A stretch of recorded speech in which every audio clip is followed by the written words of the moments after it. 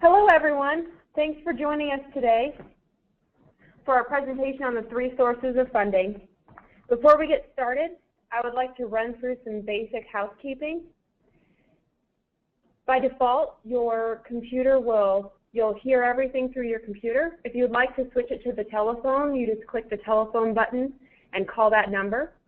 If you can't hear anything or you're having any issues, just type that down in the question window. And you can also put any questions that you have throughout the session there, and we'll answer questions at the end. Also, we'll be recording the session and posting it to YouTube at our YouTube channel, youtube.com/agfinancial, and that will be available within a week. Now I'd like to introduce to you our speakers. We have 3 presenters that will be joining us today.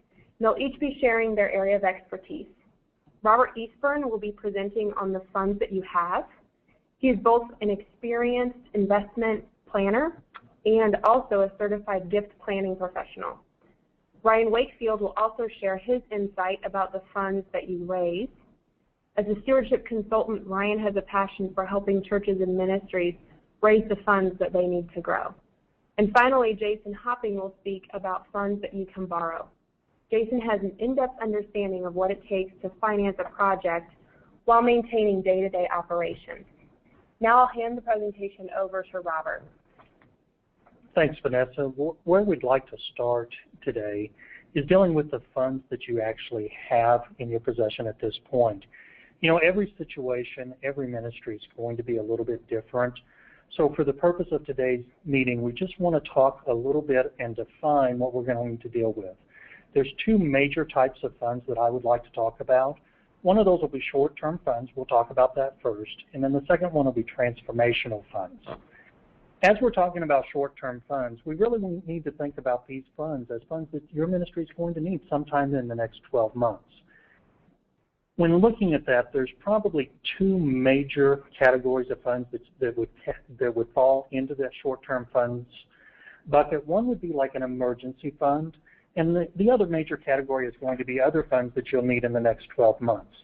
So thinking about the emergency fund first, that's the very first subcategory we'll talk about of short-term funds. These really are funds that you're going to want to set aside in case of a shortfall either in giving or some unforeseen expense. You know, there's a repair that needs to happen at the church. There's something's gone wrong with the church van and it's got to go in for some work to be done, something of that nature. These are the type of funds that we're talking about when we talk about emergency funds. Now keep in mind, they're an emergency. They're not planned. You don't know when exactly you're going to need those funds. So when you're thinking about those funds, they really need to remain either mostly or completely liquid. They need to be something that you can have either immediate access to or access to those funds in the next couple of days when that emergency happens. Now, as you're thinking about, well, what do I do with those short-term emergency funds? You really need to watch out for and avoid the pitfall of putting them into something where you're going to have a fluctuation of value in that. If you run into an emergency, you've got that repair, then the very last thing you need to do is call up where your funds are at and find out that the value of your account's gone down 15% since your last statement. That just compounds the problem or the difficulty at that point.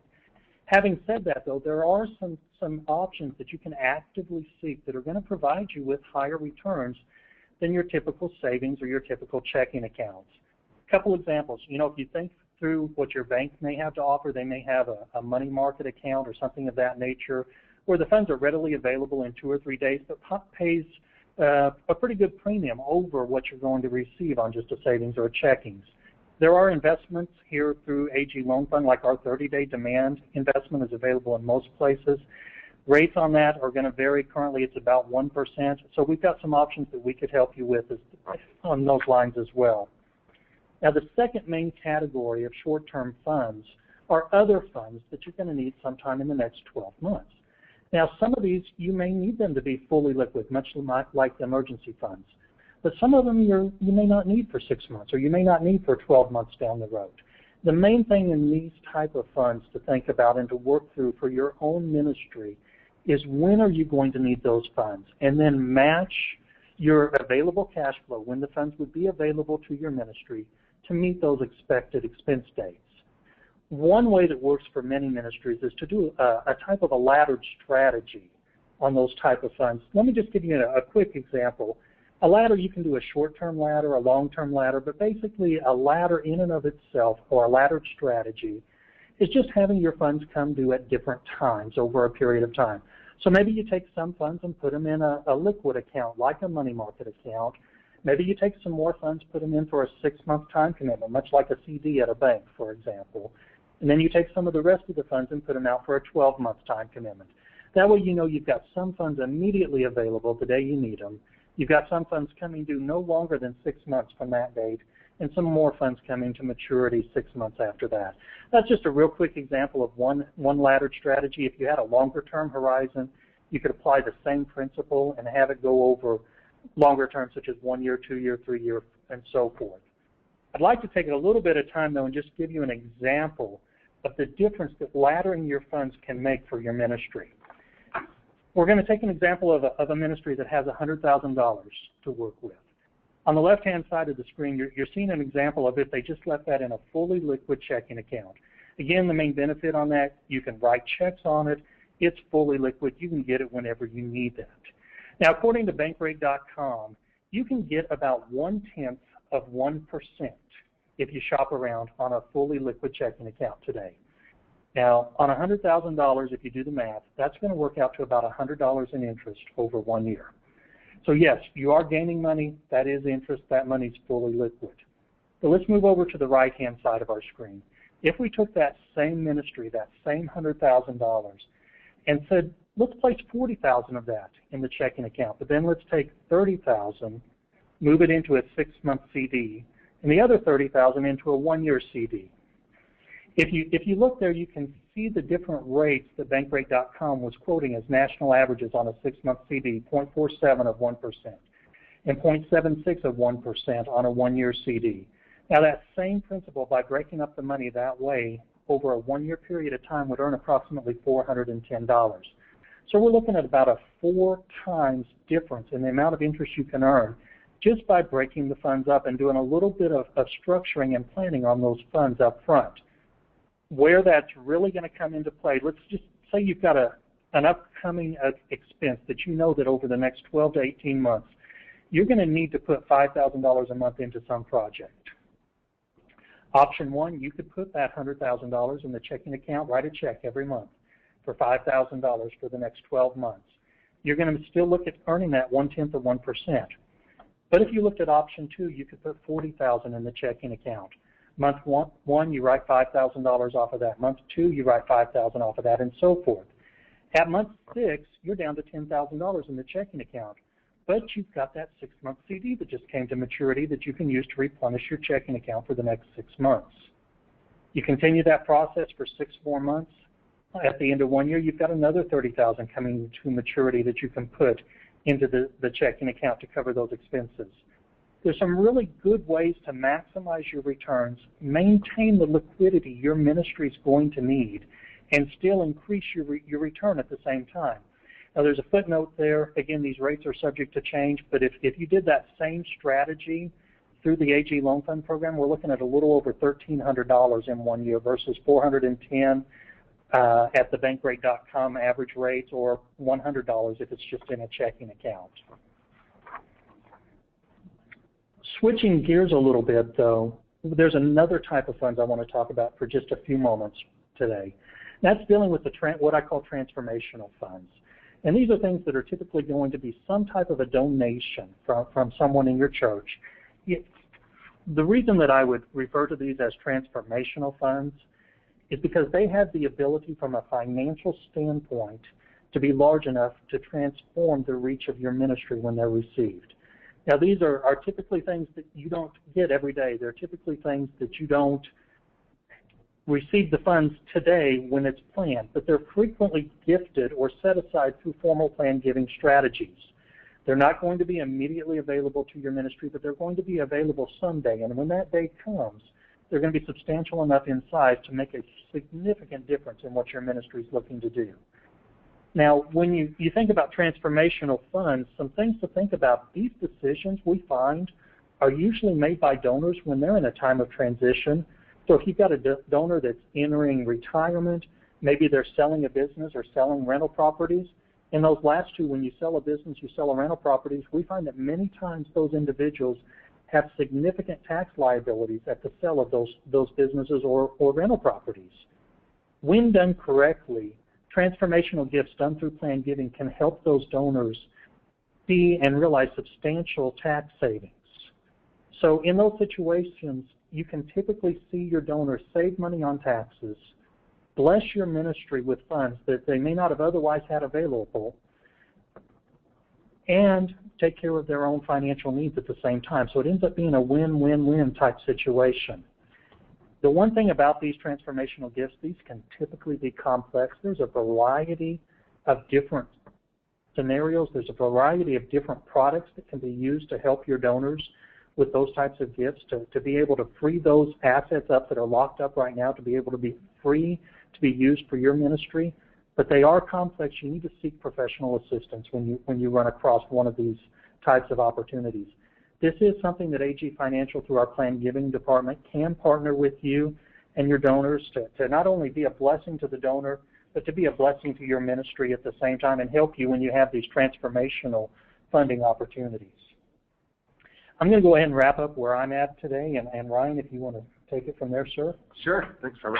Hopefully you've already sensed that really AG Financial has a heart for when churches are looking at an opportunity, whether it's a building or whatever it is, that you can maximize the opportunity. And so I want to talk about how can you maximize the opportunity and the money and the funds that you can raise. So if you've got a project, building a building, maybe launching a new campus, starting a new ministry, paying down debt, how can you maximize that? And really, as that project is coming up, that's the best time to start thinking about these type of issues. So I want to give 4 words to kind of help wrap your mind about how do we do this in a positive way, because a lot of times pastors are afraid when it comes to raising the funds.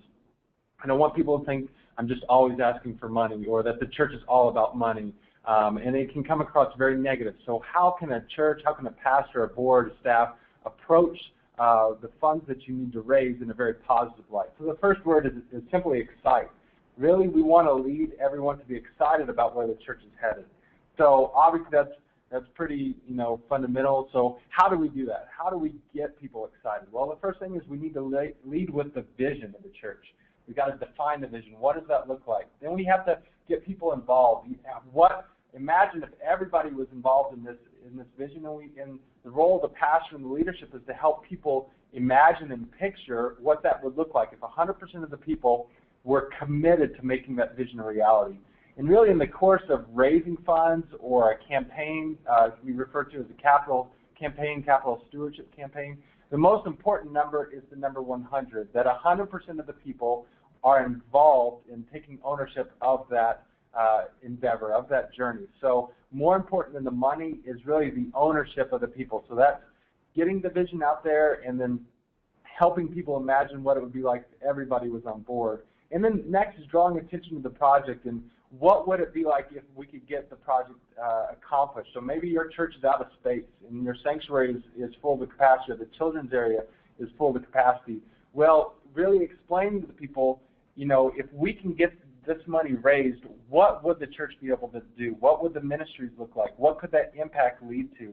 And painting that picture for people, so you're not approaching it from, hey, we need your money, as much as, hey, look what the church could do. Look at the possibilities if we could all be a part of this vision endeavor. And then lastly, and maybe most importantly, is there really has to be a positive leadership. The leadership has to be optimistic. It starts with really a personal example from the lead pastor, the senior staff, and they have to be the most generous, most optimistic, most excited people to set the tone for what we're asking the church to do. There has to be a healthy team in place. There's nothing like trying to raise money that will bring out conflict or negativity if there's not an already healthy culture in place. So really, and there has to be an attitude amongst the pastor and amongst the staff, whoever it is, or board, that says, hey, God's going to do great things. Nothing is going to stop the Lord from doing great things. So that's kind of really some of the basics of how do we get people excited. I want to show you a diagram, too, of going back to that question of how do we not all, always come back to feeling like the pastor's asking people over and over again for money. The problem most churches get into is that they rely too heavily on the pulpit. It feels like the pastor's asking for money because he always is. And the thing that we do when we work with the church to raise funds is we look at how can we utilize every available communication channel to communicate that vision, not just the pulpit. So most churches have at least 18 different channels of communication that they can use. Unfortunately, they normally only use one. So this really illustrates how you can take your vision and break it down into special events. You can break it down into social media, email, photography, video, just your atmosphere and environments on your website. So that way you're sharing the story, you're sharing the vision in a whole bunch of different ways, so it doesn't have to always come across as, oh, they're always asking for our money. So that's one of the ways that we really try to help encourage the church to excite their people, to really share the story of what God's doing through all the different means possible. The second word is educate. We really have to guide everyone to have a heart of a steward and make this your foundation. This is a step where you're really informing people, you're helping answering questions, but how do we do this? How do we educate people? First is we have to show people the compelling reasons. Here are the actual reasons why we're doing this. That comes really through providing materials, messaging, testimonies, sharing the story of what God is doing. And when you're doing that, place a high premium on creativity and inspiration and not just information. Information is important, but it goes back to that whole deal of a picture can paint 1,000 words, and you can get up and say, hey, we're maxed out in the kids area until you're blue in the face, but until you can show a picture of the kids area busting at the seams or overflowing into the hallway, that picture will communicate in an inspiring way, hey, our church needs to do something about this. So place a premium on creativity and inspiration to both educate and excite at the same time.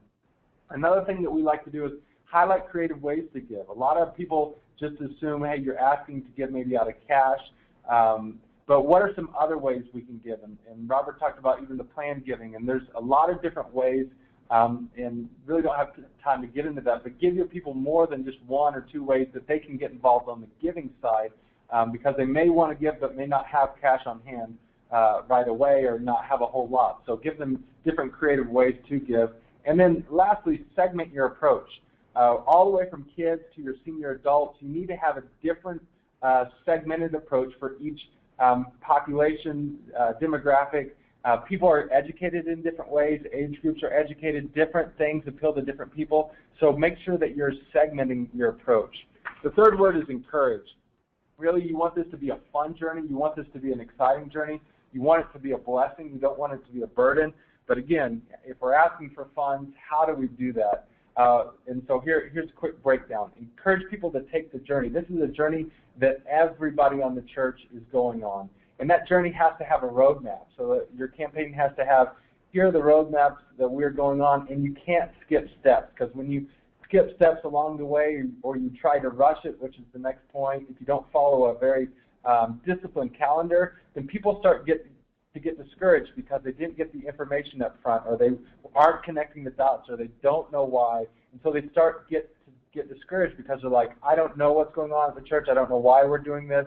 And so really you have to have a disciplined approach to your steps into your calendar. And then maximize the influence through the multiple communication channels. Again, that goes back to that surround sound diagram that we showed earlier, and how you use all the different channels of communication to help encourage people. So you're sharing stories of faith, you're sharing testimonies, you're sharing the big picture about what God is doing, and you have to constantly be encouraging people. That's the mistake a lot of churches also make, is they think, hey, we can focus and share people maybe for a month or 2 months on the need in the campaign and get a commitment, but they don't realize, hey, this is a multi-year journey where we have to be continuing to educate, encourage, and excite people every step along the way to keep building their faith, because you're going to hit obstacles, people are going to run into issues, people are going to lose jobs, people are going to they're going to face challenges. So you have to be constantly building people's faith and really make a commitment that this is a faith journey. It's not just about money. This is a faith journey that the church is on. So the last word is engage. And our goal, really, when we work with a church on the campaign is that we want everybody in that church, 100% of the people, to make a commitment to hearing from God and obeying whatever God tells them to do. We really believe that if everybody will take that seriously, hey, again, not asking about money, but we are asking you to take this journey with us. Will you pray and listen, and then whatever God tells you to do, that you do it? And so our belief is that if 100% of the people in the church make that commitment, that God's Word tells us that He's the one that builds the church. And so our role is to listen and ask God, what part do we play? So we want everybody to be engaged. But again, how do you do that? How do you get to 100%? One is you have to emphasize the role of prayer. You have to show people how to pray, when to pray, where to pray, what we're praying about. And you can't get the level of engagement that you're going to need without an emphasis on prayer. And then you have to teach people to hear God for giving decisions. Again, this is a discipleship issue. It goes back to the basic of reading the Word, walking in obedience, a life of faith. So this is an opportunity to take people deeper in their walk of faith as well, and then create momentum with motivational leadership. And that comes through setting a specific time and date for when the whole church is going to commit. If you leave it too open-ended, people may never get around to it, but setting, again, a calendar and a strategy behind, okay, here's where we're leading, here's where we're going, and that all builds up to this commitment, and here's when we're going to make that commitment. Next is you really got to utilize electronic giving methods and strategies. So culture is telling us that if you don't go digital, that you should plan on pretty much going bankrupt. If you consider the difference between a Redbox or a Blockbuster or even a Netflix, in our culture, what has gone digital has been successful. So if your church hasn't started in any area of electronic giving, recurring giving, online giving, I would say before you get into a major over and above campaign, lay the groundwork for electronic giving. You can use so many different tools nowadays in this realm that can really help people be engaged, because again, they may want to be engaged, but if they don't have their cash or their checkbook, which the vast amount of people no longer carry with them, then maybe they feel like I can't be engaged in this. So electronic giving tools can take your engagement to a whole new level and your consistency throughout the campaign to a whole new level, because on a commitment Sunday on campaigns, for example, my family and I will regularly set out our recurring. We'll break down our commitment and go ahead in 1 week say, here's what we're going to give a month, sign that either to come out of our online bill pay or our debit or credit card, and it is automated. And we may say, hey, if we get a tax break, it comes back, or we get an unexpected gift, we're committing that as well, but we're making commitments. So your electronic giving methods can be a huge help in that area of consistency over time. And then lastly, we've touched on this, you have to support it with ongoing communication. It can't just be 6 months and done. It has to be ongoing, month in, month out. What is God doing in building people's faith? So that's just 4 words to help you wrap your mind around how do you do a capital campaign that's fun and engaging. So I'm going to turn it over to Jason for the last part of the webinar. Thank you, Ryan, and thank you everyone for taking time to join us this afternoon. You know, my discussion today will be about the money that you borrow. The ideal situation is for giving to be at a place where the church would not have to look at financing, but because of the cost of operations, cost of ministry, cost of facilities, it's not always possible. You know, I speak with churches every day that have projects that they know will help improve their ministry, but they do not have enough money sitting in an account somewhere to fund that project. There are many times that it is appropriate for churches to prudently use financing to enhance their ministry. What I'm going to cover today, really, I'm going to go over which churches should look to borrow, why should churches borrow, and a more practical side. What does it take to put a church in a position to qualify for a loan? What information is needed by a responsible lender to qualify for a loan? And what costs are associated with a loan other than just a typical interest rate that everyone thinks of? First, the who and the why. You know, who really should look to borrow and why should you look to borrow? A church that should look to borrow should be a church that is stable, a church that has a positive track record and congregational support, a church with positive trends in attendance and giving, and a membership that is in agreement that this financing or project is in line with the overall vision of the church. Many times the church constitution and bylaws will actually dictate a vote of the congregation or a corporate resolution to approve the financing. As far as the why to borrow, you know, I hear out there, we want a loan look at a loan because the rates right now are so low and we can find a project to finance. I really suggest choosing debt only if a goal has been established, and raising the funds is not a realistic option. The first real reason is for expansion of ministry. This could be an expansion of current facilities, a new building, or even satellite locations. It could include a parenting role of another congregation. Second is creating new ministry options like staff expansion, maybe a school or other similar endeavors, or even new ministry departments. This can be done, by getting a new loan or by saving money with the refinance of a current, more expensive loan. We do not suggest that borrowing should be used to cover shortcomings in income, or as a stopgap or alternative to belt-tightening, or as an alternative to a closer examination of the working budget. If a church can cover shortcomings in income by adjusting the budget, this really should be the first step. We also do not recommend debt for the, if we build it, they will come type scenario. On a more practical note, what does it usually take to qualify for a loan, or what does a lender really like to see from a church that is requesting a loan?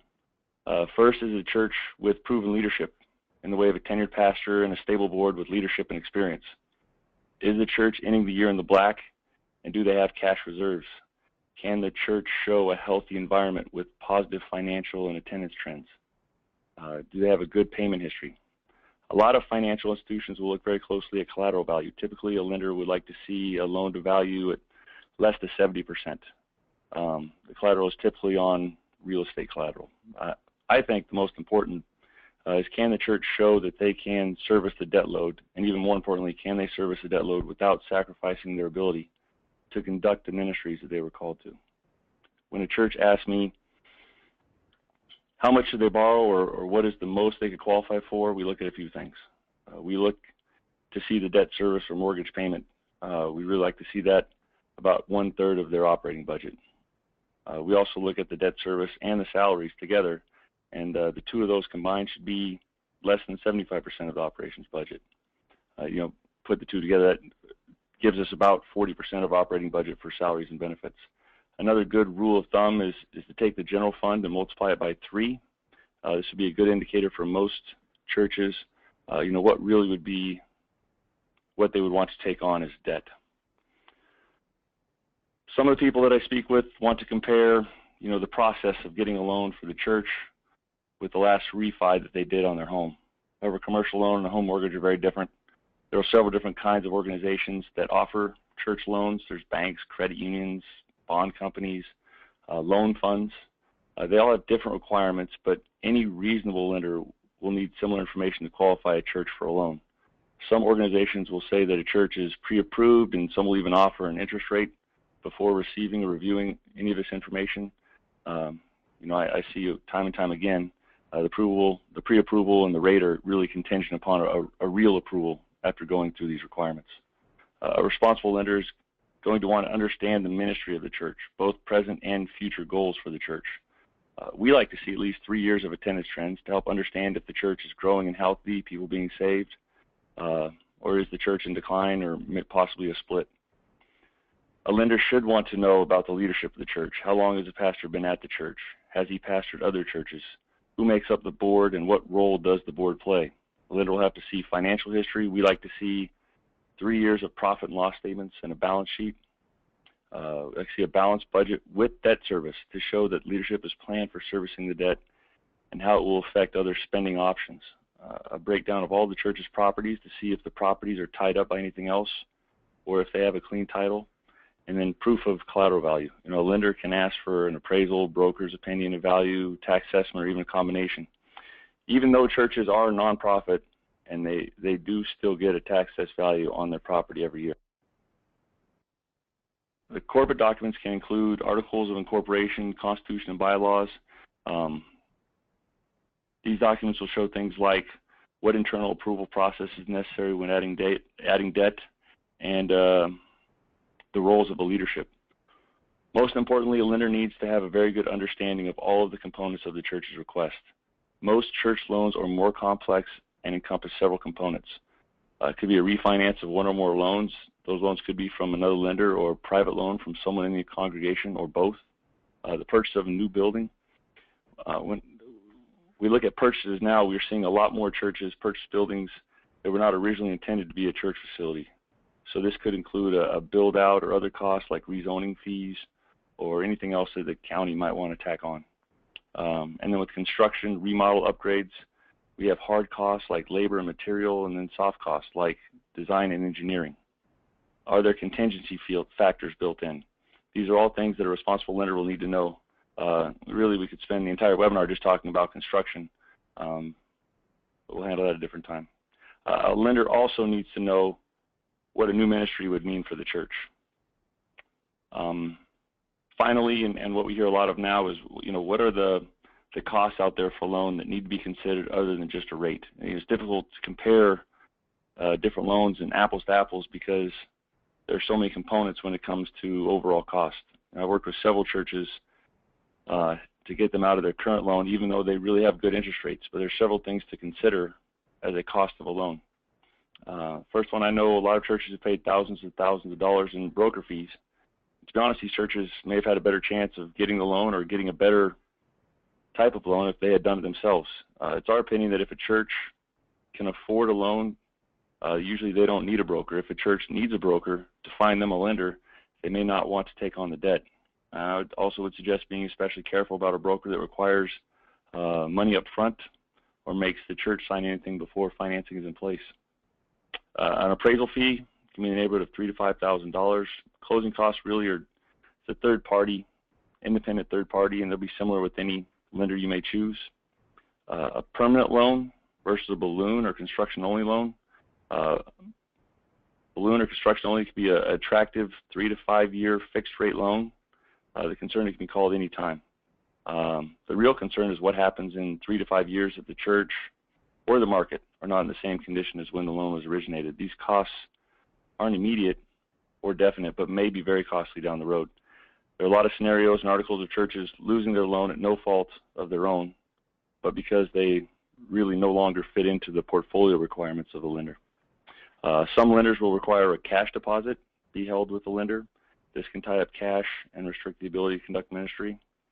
Can the leader charge exorbitant fees or raise the rate if a payment is missed? A swap is really a complicated scenario. A third party assumes the risk of the rate, but breaking the swap by either paying off, paying down, or refinancing away is very expensive and usually denies the church the option of expansion in the future. We believe that churches should do their best to pay down or pay off debt as quickly as they can without compromising ministries. We even have tools to do this, and a lot of what Ryan was just speaking about to help churches with this. I would carefully consider anything with the prepayment penalty to make sure the church does not have any plans or goals of retiring the debt or possibly refinancing the debt until the prepayment penalty is over. In conclusion, my advice in borrowing would be to first pray diligently for directions to ensure that this is God's plan for the church. Borrow only what you need and not what you could raise by giving. Make sure the congregation is in agreement and willing to participate in the retiring of the debt. Pay down as quickly as possible without adversely affecting ministry. And finally, partner with an organization that shares your vision and beliefs and that can also be a referral source for other church industry professionals like fundraisers, growth planners, architects, CPAs, contractors.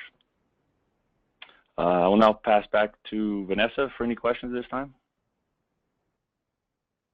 Thank you, Jason. And we do have a handful of questions.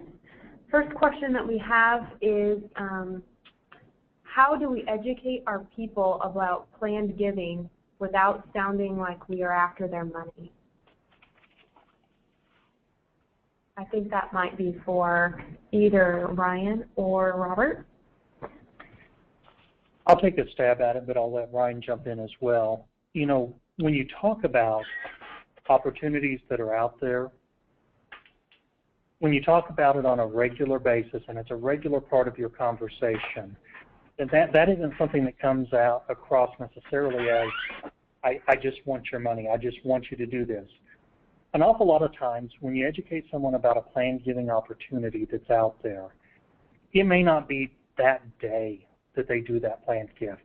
It may not be that donor that even does that planned gift. It may be their friend that they mention it to. It may be that by having information about planned giving available even in your foyer at your church that they could pick up and take with them when they go, that's something that they could then review, call, talk with someone if they have questions about. The main thing on planned giving is every situation is so much different than the previous situation. That if you let people know that, hey, if you've got this out there, there's people you can talk to that may be able to help. At least talk to them before you take your action that you're going to take, and give them that opportunity to get a second opinion, so to speak, so that they can make a plan that's going to totally benefit them as a donor as well as you as the ministry. Ryan, do you have something you want to jump in on that? Yeah, I think that's good. I would just add, I think the culture of the church, I would say the culture of the church really has to be in such that people sense that the leadership, the pastor, wants something for the people and not something from the people. And that's all the way around when it comes to the area of stewardship. So when it comes to planned giving, you're giving people an opportunity to do something that they should find as a joyful opportunity to not only possibly save them money, save from taxable expenses, but also partner with God's kingdom, and everybody wins. They win, the kingdom wins, the church wins, and so it's a win-win-win. And then I think, too, goes back to, instead of sharing maybe the need, or we have this class, share stories. Like, here's a story of a family that was able to take this planned giving opportunity and look what it did and look at the excitement in their life and what God has done and that has allowed them to be blessed and then to bless other people. So sharing stories, setting the culture of we want something for people, not from people, and then letting them know that it can be a win-win for them and for the church and for everybody involved. Thank you. I have another question. This one would be for Jason. You were talking about sufficient collateral value. Can you explain what sufficient collateral value means and how a church might present that and show that to a bank or a lender? Sure, absolutely. Sufficient collateral value really, first, the easy part of the question is when you look at how you can show a lender what the collateral value is. As I mentioned, that you can get a tax-assessed value of the property. You can get some cases they'll allow a broker's opinion of value, where you just simply have a broker come out and state what the value is, or sometimes it's necessary to be able to do an appraisal, which will cost you a little more money, which will tell you the value of the property. Really, what that is, it's used as collateral on the loan. So if you were to take, just to give you a basic example, if a church was looking for a $500,000 loan and their property was worth $1 million, then the loan to collateral value would be 50% or half of what the collateral value would be. Okay. Thank you. I think that we have one more question, and that is how, let's see, sorry, looking at this. How do I know if I should have a capital campaign or get a loan, or should I do a combination of the two? Kind of what are some good indicators of this is a good fit for me? I'll take it maybe first and then throw back to Jason, but I think first starting to maybe even talk with some people who've been through this process before, pastors, other leaders, even here, experts here at AG Financial, and just because every scenario can be so different. So obviously covering the bases in terms of prayer and your spiritual walk and feeling the leading, but then I think too when you see the coming together of resources and excitement and an opportunity, that's really when there's a good time to start looking to raise the money, because you're sensing maybe the Spirit leading, like, hey, we're entering an exciting time, and you can even sense there's an excitement that's surrounding the life of the church. Those are normally good indicators that you're entering a new season of ministry in which God normally does bring the resources to bear through the people, and a great time to consider a capital campaign. So that's just one way to look at it. Jason, do you have anything to add? I think lots of times, when you look at what is the time frame of the project or whatever it is we're looking to accomplish, and lots of times that can really influence. If we have time to be able to raise the funds, I definitely would recommend it. If it's more of an impending project or impending need, lots of times we look at doing the financing and then working with the raising the funds to pay off the financing as quickly as possible. So I think, when is really lots of times dictated on the need and what really needs to happen for the church. Okay. Well, thank you all very much for your time, and thank you everyone for joining us. If you have a question that you didn't get answered, feel free to email any of the people listed on your screen. Robert, Ryan, and Jason would be happy to answer any of your questions. Take down their email address and send them anything that you need. And thank you again for joining us today. Have a lovely afternoon.